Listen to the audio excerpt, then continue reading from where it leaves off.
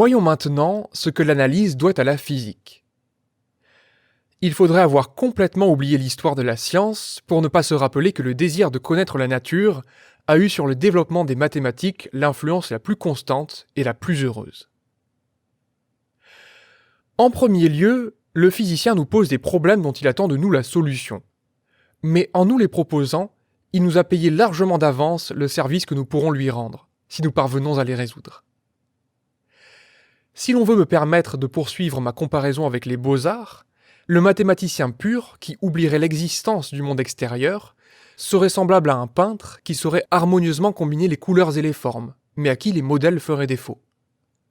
Sa puissance créatrice serait bientôt tarie. Les combinaisons que peuvent former les nombres et les symboles sont une multitude infinie. Dans cette multitude, comment choisirons-nous celles qui sont dignes de retenir notre attention ? Nous laisserons-nous uniquement guider par notre caprice ?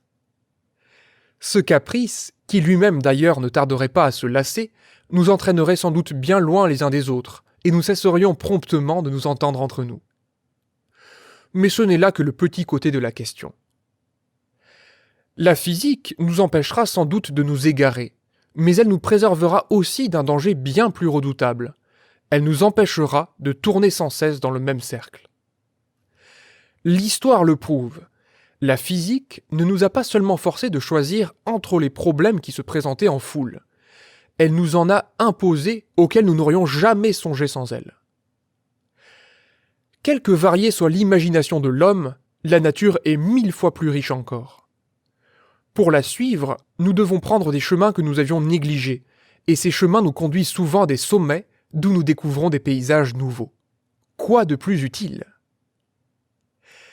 Il en est des symboles mathématiques comme des réalités physiques. C'est en comparant les aspects différents des choses que nous pourrons en comprendre l'harmonie intime, qui seule est belle et, par conséquent, digne de nos efforts.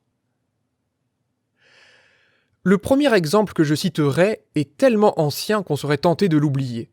Il n'en est pas moins le plus important de tous. Le seul objet naturel de la pensée mathématique, c'est le nombre entier. C'est le monde extérieur qui nous a imposé le continu, que nous avons inventé sans doute, mais qui nous a forcés à inventer. Sans lui, il n'y aurait pas d'analyse infinitésimale. Toute la science mathématique se réduirait à l'arithmétique, ou à la théorie des substitutions.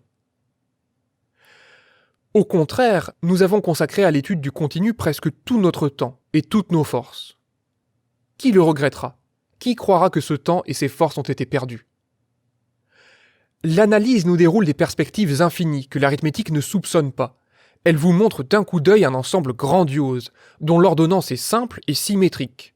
Au contraire, dans la théorie des nombres, où règne l'imprévu, la vue est pour ainsi dire arrêtée à chaque pas. Sans doute, on vous dira qu'en dehors du nombre entier, il n'y a pas de rigueur et, par conséquent, pas de vérité mathématique, que partout il se cache, et qu'il faut s'efforcer de rendre transparents les voiles qui le dissimulent. Dut-on pour cela se résigner à d'interminables redites ? Ne soyons pas si puristes et soyons reconnaissants au continu qui, si tout sort du nombre entier, était seul capable d'en faire tant sortir.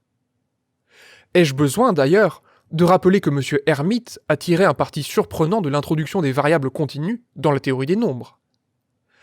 Ainsi, le domaine propre du nombre entier est envahi lui-même, et cette invasion a établi l'ordre là où régnait le désordre. Voilà ce que nous devons au continu, et, par conséquent, à la nature physique. La série de Fourier est un instrument précieux, dont l'analyse fait un usage continuel. C'est par ce moyen qu'elle a pu représenter des fonctions discontinues.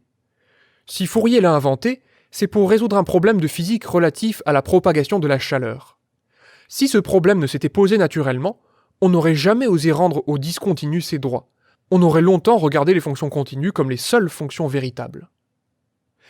La notion de fonction s'est par là considérablement étendue et a reçu de quelques analystes logiciens un développement imprévu. Ces analystes se sont ainsi aventurés dans des régions où règne l'abstraction la plus pure et se sont éloignés autant qu'il est possible du monde réel. C'est cependant un problème de physique qui leur en a fourni l'occasion. Derrière la série de Fourier, D'autres séries analogues sont entrées dans le domaine de l'analyse. Elles y sont entrées par la même porte. Elles ont été imaginées en vue des applications. La théorie des équations aux dérivées partielles du second ordre a eu une histoire analogue. Elle s'est développée surtout par et pour la physique. Mais elle peut prendre bien des formes, car une pareille équation ne suffit pas pour déterminer la fonction inconnue. Il faut y adjoindre des conditions complémentaires, qu'on appelle conditions aux limites, d'où bien des problèmes différents. Si les analystes s'étaient abandonnés à leur tendance naturelle, ils n'en auraient jamais connu qu'un, celui qu'a traité Madame de Kovalevsky dans son célèbre mémoire. Mais il y en a une foule d'autres qu'ils auraient ignorées. Chacune des théories physiques, celle de l'électricité, celle de la chaleur, nous présente ces équations sous un aspect nouveau. On peut donc dire que, sans elles, nous ne connaîtrions pas les équations aux dérivées partielles. Il est inutile de multiplier les exemples. J'en ai dit assez pour pouvoir conclure. Quand les physiciens nous demandent la solution d'un problème, ce n'est pas une corvée qu'ils nous imposent. C'est nous, au contraire, qui leur devons des remerciements.